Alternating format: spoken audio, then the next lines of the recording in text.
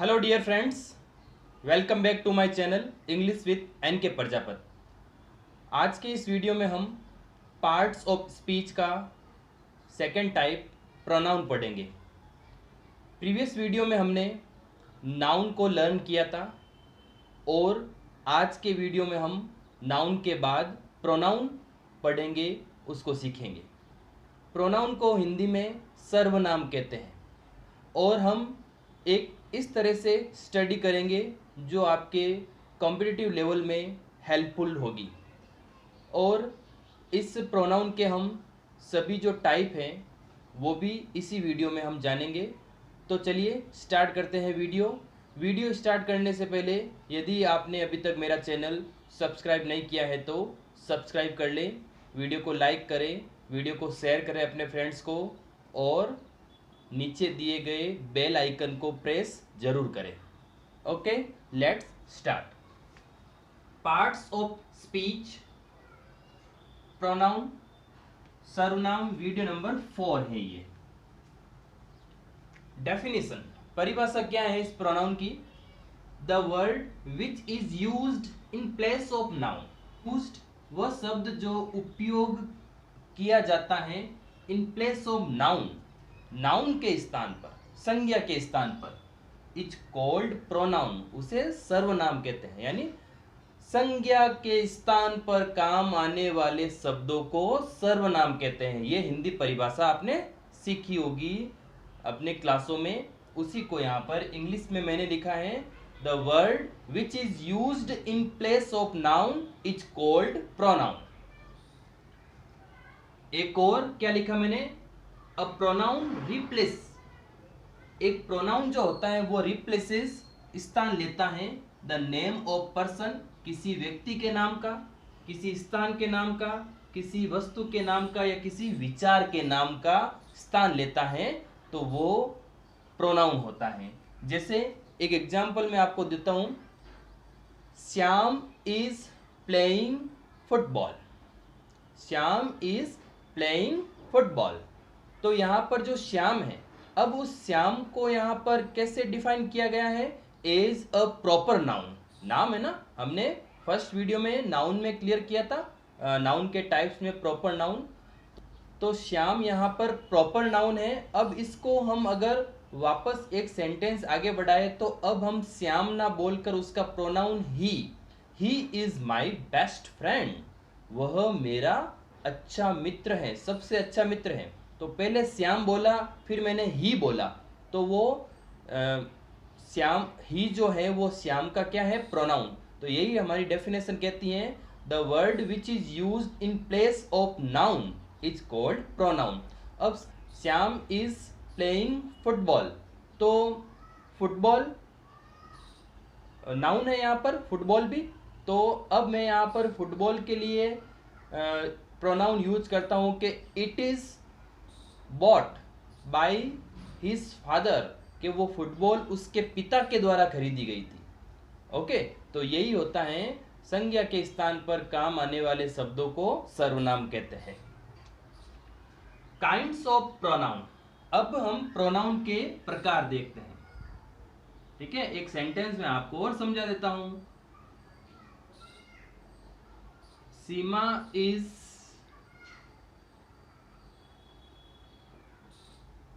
Sitting here. सीमा यहां पर बैठी है। She is waiting for him. तो यहां पर सीमा इज सिटिंग हियर, सीमा यहां पर बैठी है। She is waiting for him, वह उसका इंतजार कर रही है। तो यहां पर ये जो सी है किसका प्रोनाउन है? सीमा का। ओके, हिम उसका, किसी पुरुष सूचक का प्रोनाउन है ये। ठीक है, ये हुआ हमारे यहां पर प्रोनाउन।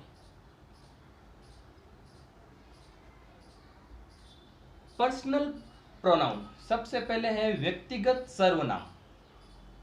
जैसे ये इंडेक्स यहां पर मैंने बनाई है। पर्सनल प्रोनाउन में सब्जेक्टिव केस में कौन कौन से आते हैं, यानी कर्ता के रूप में I, we, you, they, he, she, it.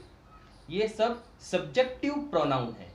He is running, तो ही यहाँ पर सब्जेक्टिव प्रोनाउन हुआ, सब्जेक्ट के स्थान पर आना, यानी वे प्रोनाउन जो सब्जेक्ट के स्थान पर प्रयुक्त होते हैं वे सब्जेक्टिव प्रोनाउन कहलाते हैं। ठीक है, जैसे इट इज रेनिंग, बरसात हो रही है, तो किसी नॉन लिविंग या स्मॉल जो एनिमल्स होते हैं उनके लिए इट सब्जेक्टिव केस में हम रखते हैं।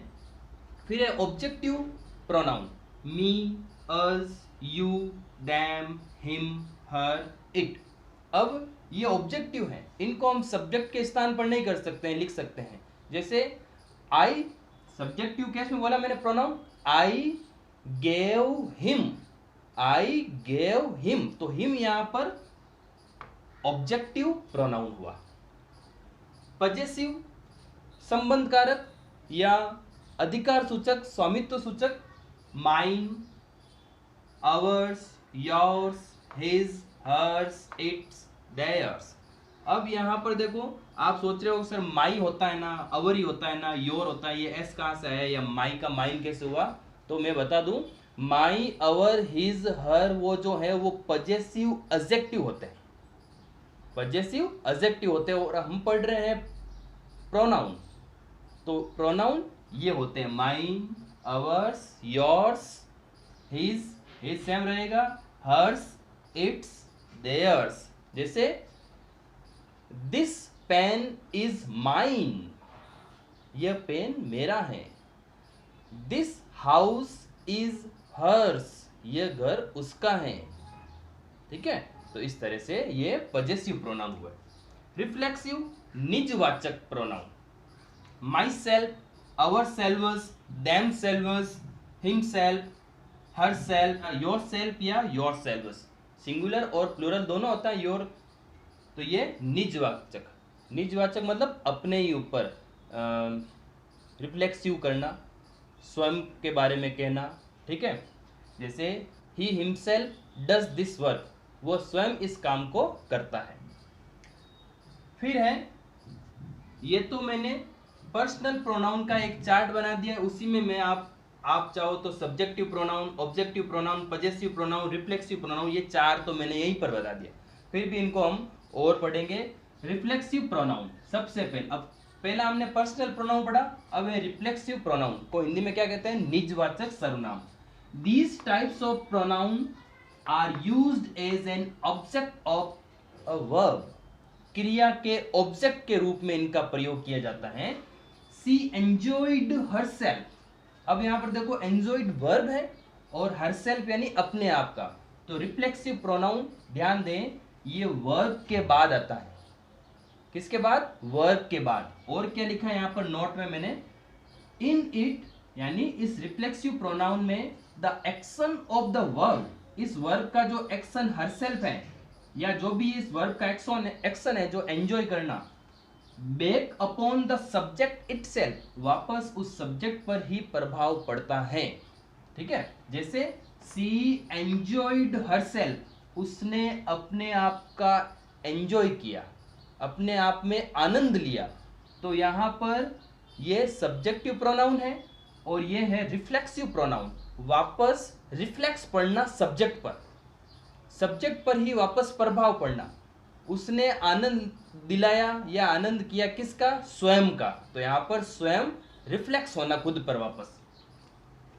एक और example, I entertain my self, मैंने अपने आप को एंटरटेन किया, तो यहां पर जो वर्ब का एक्शन है वो वापस सब्जेक्ट पर पड़ रहा है, इसे रिफ्लेक्सिव प्रोनाउन कहते हैं। अंडरस्टैंड? फिर है एम्फेटिक प्रोनाउन। एम्फेटिक प्रोनाउन मतलब बलात्मक, बल देना, स्ट्रेस देना किसी पर। The pronoun which comes immediately after subject, वो सर्वनाम जो सब्जेक्ट के तुरंत बाद आता है, एंड गिव्स मोर स्ट्रेस, और ज्यादा बल देता है, ऑन सब्जेक्ट, सब्जेक्ट पर, यानी सब्जेक्ट के जस्ट बाद आने वाला जो प्रोनाउन होता है और उस सब्जेक्ट के ऊपर और ज्यादा स्ट्रेस देता है, तो वो हमारा कौन सा? Emphatic pronoun. जैसे he himself replied my question, उसने स्वयं ने, स्ट्रेस आ रहा है, उसने स्वयं ने रिप्लाइड माई क्वेश्चन, मेरे क्वेश्चन का रिप्लाई दिया, उसने स्वयं ने। देखो यहां पर reflexive pronoun and emphatic pronoun में आपको डिफरेंस देखना है। क्या डिफरेंस है कि ये जो रिफ्लेक्सिव प्रोनाउन है वह वर्ब के लास्ट में आता है और एम्फेटिक जो प्रोनाउन है वह जस्ट सब्जेक्ट के बाद में आता है। ओके, इसमें वर्ब का जो एक्शन है वो स्वयं सब्जेक्ट पर वापस प्रभाव डालता है और यहां पर स्ट्रेस देता है सब्जेक्ट के ऊपर, स्वयं ने, उसने स्वयं ने ऐसा किया। यू योरसेल्फ एडमिटेड इट, तुमने स्वयं ने ये एडमिट किया है, स्वीकार किया, तुमने स्वयं ने। ठीक है, तो ध्यान रखें, after subject if pronoun comes, subject के बाद में अगर प्रोनाउन आता है तो दैट इज एम्फेटिक प्रोनाउन, तो वो कौन सा होगा, हमारा एम्फेटिक प्रोनाउन होगा। ओके, नेक्स्ट प्रोनाउन पढ़ते हैं। नंबर 4, डेमोन्स्ट्रेटिव और इंडिकेटिव प्रोनाउन। डेमोन्स्ट्रेटिव और इंडिकेटिव का मतलब होता है संकेतवाचक, किसी की तरफ पॉइंट आउट करना, संकेत देना, उसी की तरफ इशारा करना। और इस प्रकार के प्रोनाउन में कौन कौन से आते हैं, this, that, these, those. The pronouns which are used to point out, वे सर्वनाम जिनका उपयोग पॉइंट आउट करने के लिए किया जाता है द ऑब्जेक्ट, किसी चीज की तरफ, to which they are refer, जिनके लिए वे रेफर होते हैं, प्रस्तुत होते हैं, आर कॉल्ड डेमोन्स्ट्रेटिव प्रोनाउन, वे संकेतवाचक सर्वनाम होते हैं। यानी वे सर्वनाम जो पॉइंट आउट, संकेत देने के लिए यूज किए जाते हैं किसी वस्तु की तरफ जिसके लिए वे खुद प्रस्तुत होते हैं। दिस इज माई पेन, यह मेरा पेन है। तो दिस किसके लिए है, पेन के लिए यहाँ पर, तो पेन के लिए यहाँ पर ये रेफर हुआ है और पेन की तरफ यहाँ पर ये इंडिकेट कर रहा है, इशारा कर रहा है। अब मैं आपको एक और चीज इसके साथ समझाता हूँ कि इसमें ये जो डेमोन्स्ट्रेटिव प्रोनाउन और डेमोन्स्ट्रेटिव एडजेक्टिव जो होते हैं उनमें डिफरेंस क्या होता है। एडजेक्टिव भी पढ़ेंगे हम, अभी पढ़ना बाकी है हमारा। दिस, अगर डेमोन्स्ट्रेटिव के बाद में अगर हेल्पिंग वर्ब आ जाए, जैसे वर्ब और helping verb, this is, that is आ जाए, तो वो होते हैं हमारे प्रोनाउन। और अगर इनके बाद नाउन आ जाए, जैसे ये तो है दिस इज माई पेन, और अगर मैं कहूं कि दिस पेन इज माइन, तो दिस पेन आ गया, तो वहां पर दिस क्या होगा, एडजेक्टिव होगा।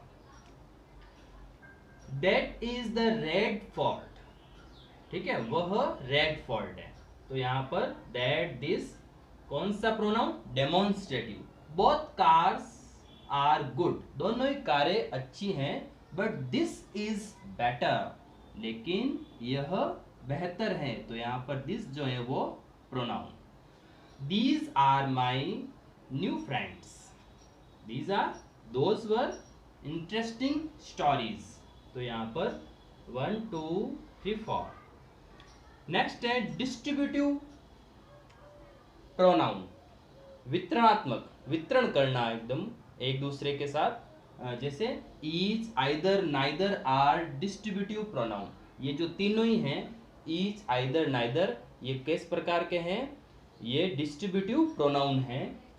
दे रेफर टू पर्सन्स और थिंग्स, ये जो डिस्ट्रीब्यूटिव प्रोनाउंस हैं वे किन्हीं व्यक्तियों और वस्तुओं को रेफर किए जाते हैं वन एट ए टाइम, एक समय में एक के लिए। They are singular and take singular verbs, वे सिंगुलर होते हैं, each, every, either, neither singular होते हैं और सिंगुलर वर्ब ही उनके साथ आती हैं। ईच ऑफ द पर्सन्स, प्रत्येक व्यक्ति, यानी each of the person, each of the man, each of the boys, each of the girls, each of the students.